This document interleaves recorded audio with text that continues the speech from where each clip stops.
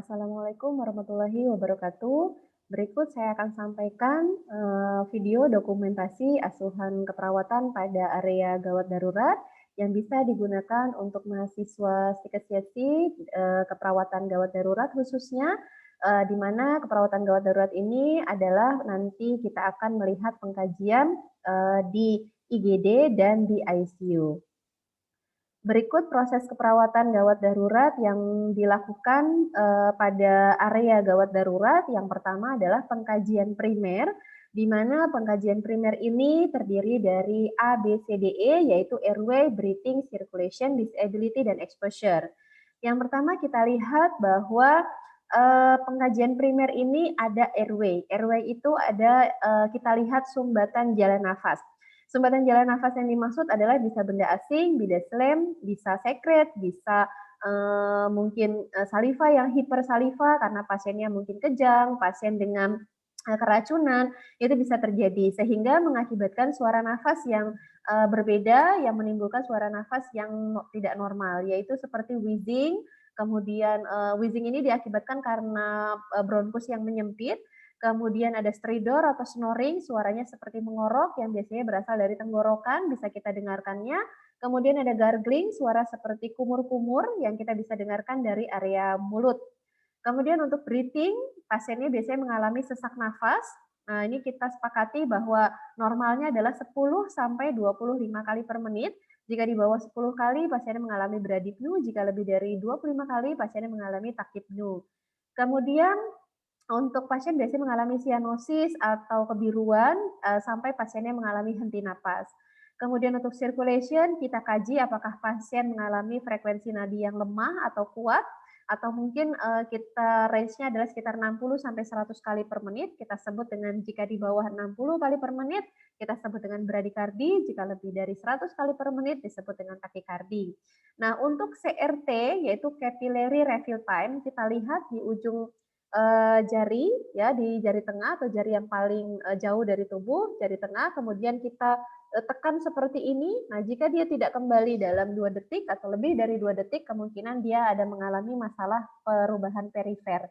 Jadi sirkulasi perifer atau sirkulasi darah ke jaringan yang paling jauh ke tangan atau kaki kita mengalami masalah. Biasanya perfusi perifer tidak efektif, mengakibatkan kita raba akral menjadi dingin ya, atau mungkin pasiennya mengalami henti jantung. Kemudian untuk disability kita kaji tingkat kesadaran pasien mulai dari kompos mentis, kemudian koma, soporokoma, apatis, somnolen dan lain sebagainya. Kemudian GCS tentu saja menggunakan scoring GCS dengan scoring 15 dengan apakah pasien mengalami cedera kepala ringan, sedang, sampai berat.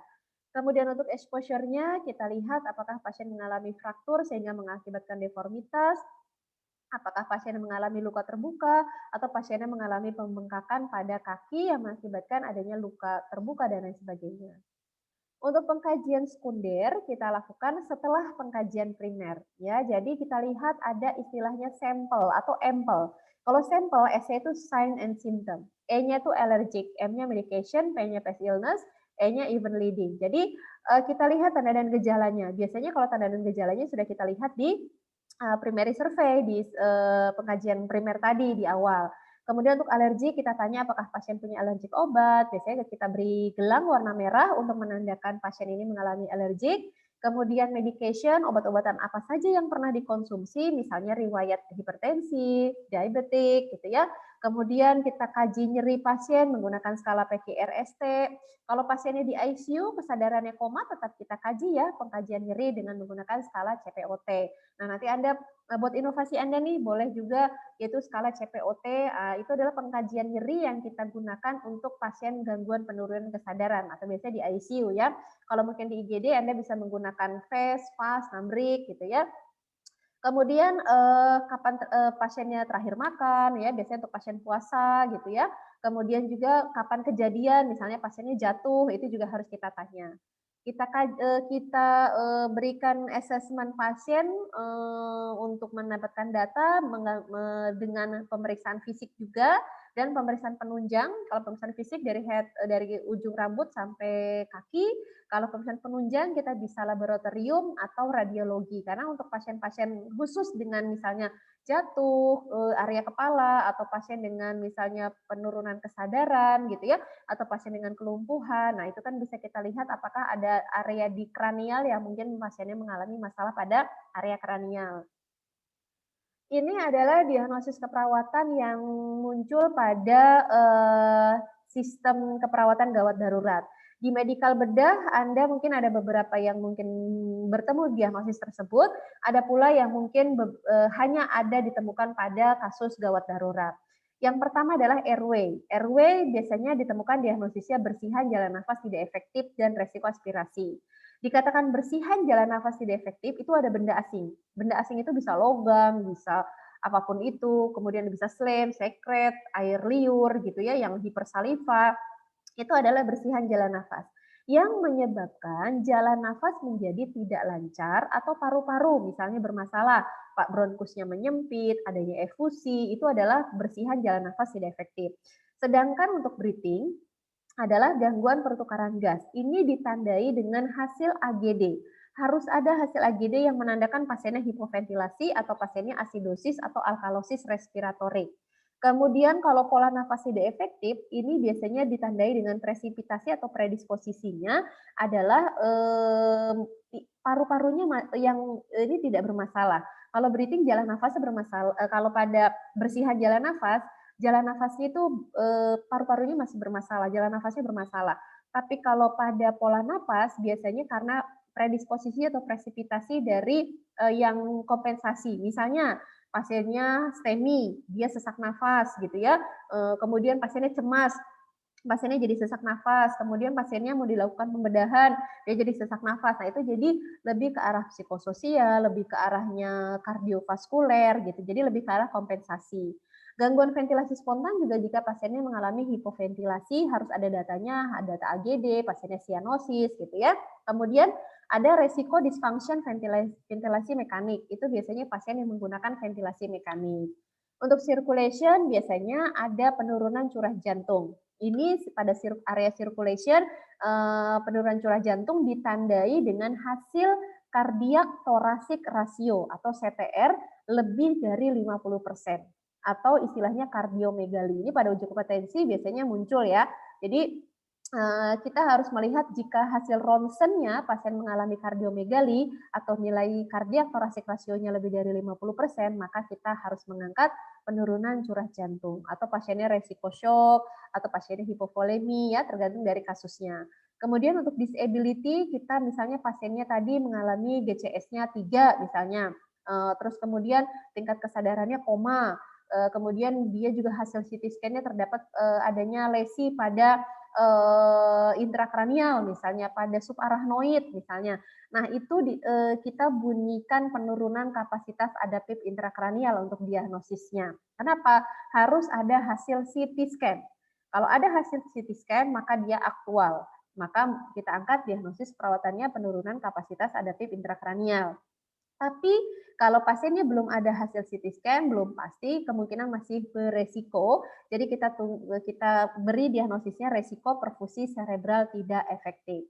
Untuk exposure, jika ada nilai tambahan lainnya, misalnya nyeri akut, gangguan integritas kulit, itu hanya data tambahan jika memang pasiennya ada luka tambahan. Nah, untuk intervensi dari diagnosis yang tadi sudah saya sampaikan bahwa untuk airway-nya, untuk bersihan jalan nafas, ada penghisapan jalan nafas, ada resiko aspirasi berarti pencegahan aspirasi gitu ya. Ada manajemen jalan nafas buatan, misalnya pasiennya terpasang ET. Kemudian untuk breathing, kalau pasiennya terpasang ventilasi mekanik berarti manajemen ventilasi mekanik, kemudian pasiennya diberikan terapi oksigen. Kalau untuk circulation, misalnya tadi pasiennya mengalami resiko shock ya, berarti mungkin manajemen shock, mungkin manajemen asam basa ya. Kalau pasiennya tadi mungkin pasiennya mengalami gangguan yang memang arahnya ke asidosis metabolik misalnya ya, karena pasiennya tadi misalnya nilai dari hemodinamiknya tidak stabil misalnya. Nah ini atau pasiennya resiko perdarahan, berarti manajemen perdarahan. Jadi disesuaikan saja.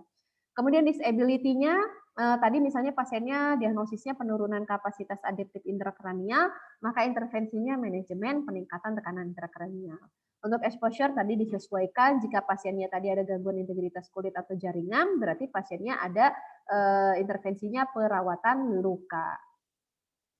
Oke, itu mungkin untuk gambaran asuhan keperawatannya, diagnosis dan intervensi. Sekarang saya akan coba share tentang panduan pengkajiannya, ya.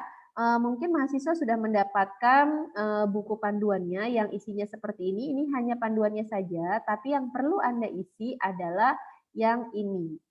Ya, nah ini cara nah ini lampirannya. Untuk keperawatan gawat darurat Anda menggunakan ini. Untuk triasenya silahkan disesuaikan karena MTA-nya kita masih untuk triase masih di minggu berikutnya. Jadi Anda boleh silahkan disesuaikan saja ya. Jadi untuk yang triase yang seperti ini, misalnya warna kuning, merah, hijau, Anda isi, Anda checklist begitu ya. Kemudian untuk keluhan utamanya satu saja, misalnya Anda mengeluh pasiennya bicaranya pelo, ya disesuaikan. Kalau pasiennya tidak sadar, jangan di-strip atau jangan tidak diisi, tapi diisinya adalah tidak bisa dikaji. Kesadaran, koma, GCS, I1, M1, VET, misalnya gitu ya. Mekanisme cederanya Anda jelaskan. Nah, untuk pengisian ini di checklist. Kalau jalan nafasnya dia tidak paten, misalnya ada sumbatan, Anda checklist. Kemudian adanya benda asing, Anda checklist. Atau cairan misalnya, silahkan disesuaikan. Suara nafasnya apa tadi? Mengorok atau dia seperti kumur-kumur? Nah, ini silahkan di checklist. Diagnosisnya tuliskan di sini. Nah, tuliskan di kolom ini. Ini merah bukan berarti harus merah ya, jadi silahkan saja disesuaikan. Untuk diagnosis keperawatannya Anda tulis di sini, misalnya tadi dia tidak paten, ada cairan, berarti bersihan, jalan nafas tidak efektif. Kemudian kriteria hasilnya Anda silahkan lihat buku SLKI halaman 12, di sana ada cara penulisannya. Setelah dilakukan intervensi keperawatan selama 3 jam, maka bersihan jalan nafas meningkat. Dengan kriteria hasil, 1, batuk efektif meningkat. 2, misalnya sputum menurun. 3, frekuensi nafas 20 kali per menit. Nah, Anda sebutkan di sana untuk intervensinya di sini. Berarti apa tadi? Misalnya manajemen jalan nafas. Sebutkan OTEK-nya. Observasinya apa, terapeutiknya apa, edukasinya apa, kolaborasinya apa, gitu ya. Semua seperti itu jika memang ada. Kalau nggak ada ya jangan dipaksakan adanya edema ya, tulis edema yang nggak ada ya. Nah, ini disesuaikan. Nah, kemudian Anda di sini setelah sudah intervensi yang terakhir di sini misalnya tadi ada CT scan, kesannya adanya perdarahan di subarachnoid. Nah, gitu ya. Nah, berarti kan penurunan kapasitas adaptif intrakranial. Kriteria hasilnya misalnya tekanan intrakranial menurun, misalnya intervensinya manajemen tekanan intrakranial. Nah, di sini tanda tangan pengkaji, yaitu tanda tangan mahasiswa yang sudah mengkaji, mohon tanda tangannya itu sesuai, dibuat virtual. Misalnya habis tanda tangan, difoto, kemudian masukkan di sini. Ini menjadi bukti bahwa Anda serius mengerjakan asuhan keperawatan ini, gitu ya. Mohon ditulis nama jelasnya juga. Sedangkan yang ICU ini seperti ini, bedanya dengan yang KFB ada pengkajian primernya. Pengkajian primer ini Anda bisa lihat pada buku panduan yang di atasnya bahwa di atasnya itu tadi kita ada contohnya cara pengisiannya ya. Nah, ini cara pengisiannya di sini Anda nanti bisa lihat ya. Nah, di sini nah nih pada jalan nafas terpasang ET, ada akumulasi sekret di mulut, di selang. Kalau ya disesuaikan saja. Ini cara penulisannya. Ini example case-nya ya, cara penulisannya seperti ini. Jadi untuk pemeriksaan fisiknya juga sama. Ini tidak selalu seperti ini. Kalau mau dirubah, mau menjadi narasi, misalnya paru kanan dan kiri simetris, terdapat retraksi, tidak ada benar, tidak bisa dikaji karena apa, sonor. Nah, ini boleh dilakukan seperti narasi, ini boleh ya, disesuaikan saja. Jadi untuk pengkajian ICU sama. Nah, untuk yang IGD kan tadi tidak ada implementasinya. Nah, implementasinya penulisannya sama seperti ICU. Jadi, nah ini sama seperti ini ya, sama seperti ini.